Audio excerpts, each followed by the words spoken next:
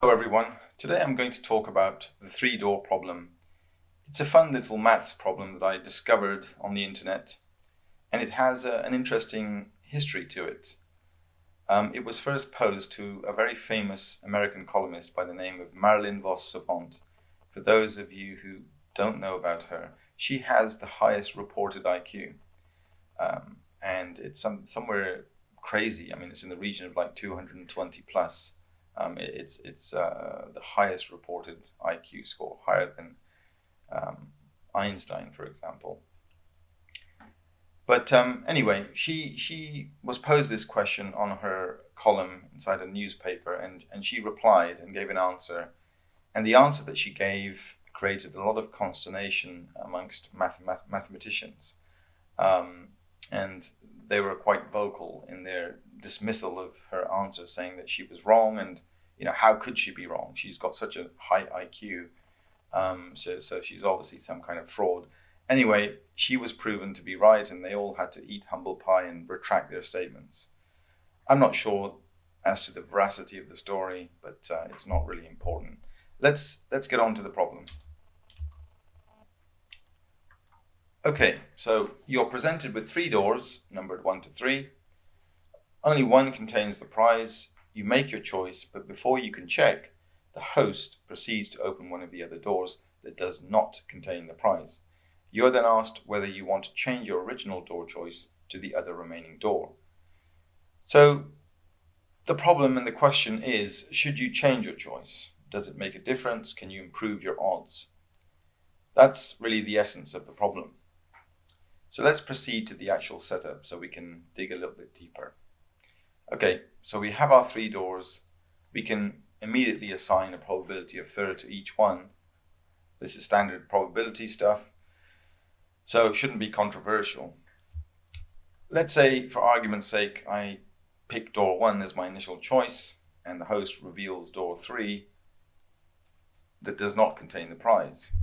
So the question is, should I change my choice from 1 to 2, or does it not matter? Can I improve my odds by changing?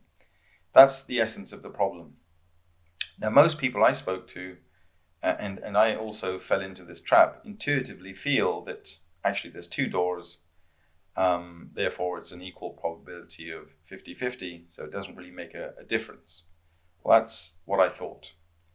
So without further ado, what I would recommend now is for you to pause the video. I'm going to show the results and the analysis and the answer. So pause the video, have a little think about it if you want to, and then I can show you the actual analysis and answer and why we got to where we got to.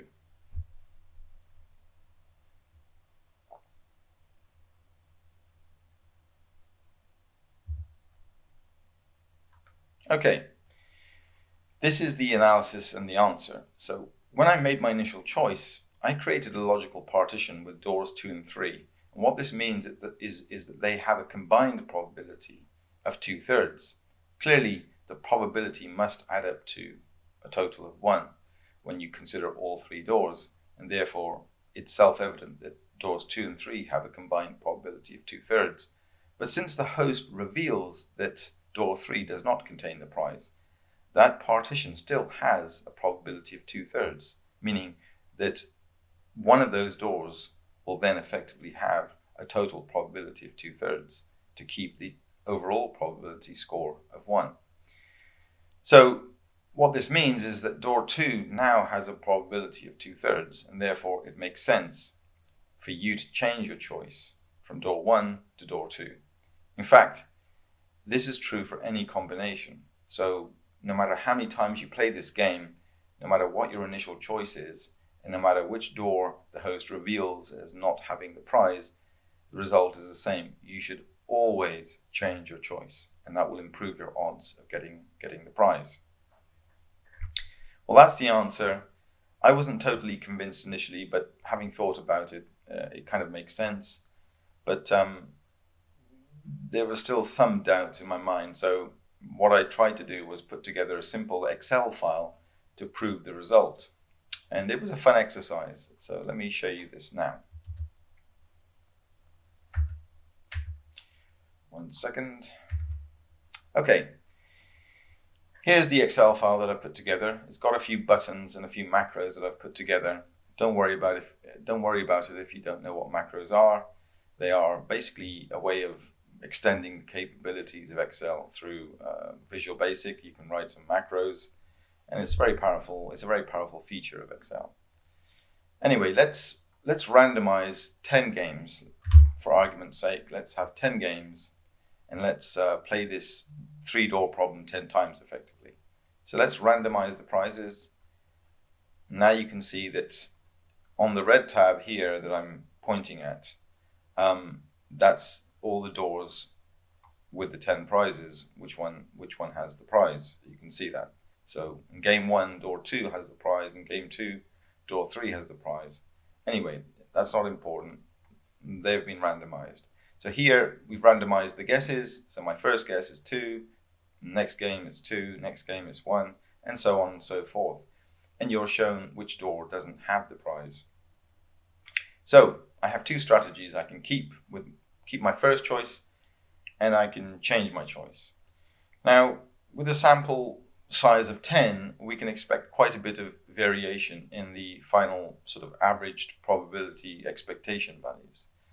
So let's give it a go. So if I were to keep my first choice in all of these 10 games, okay, it's a 30% win ratio. Changing my choice, obviously, by definition, is 70%. If I randomize again, let's check again. Okay, keeping my first choice is 20%. Changing my choice is 80%. Let's randomize again. Keeping my first choice, okay, it's 40%. Changing my choice is 60%. So you can see that changing your choice tends to fare better than keeping your first choice, and that's what we would expect.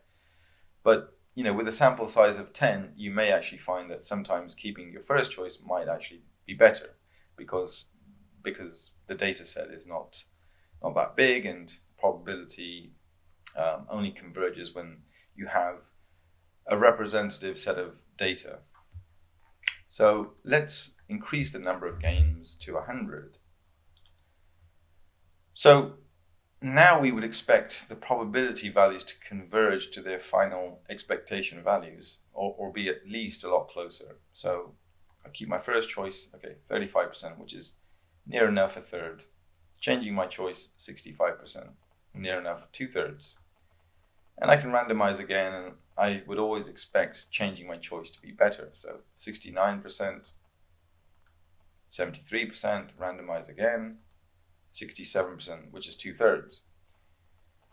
Now, so you can see that the probabilities are going according to plan. They are converging at what we discussed. So 1/3 and 2/3.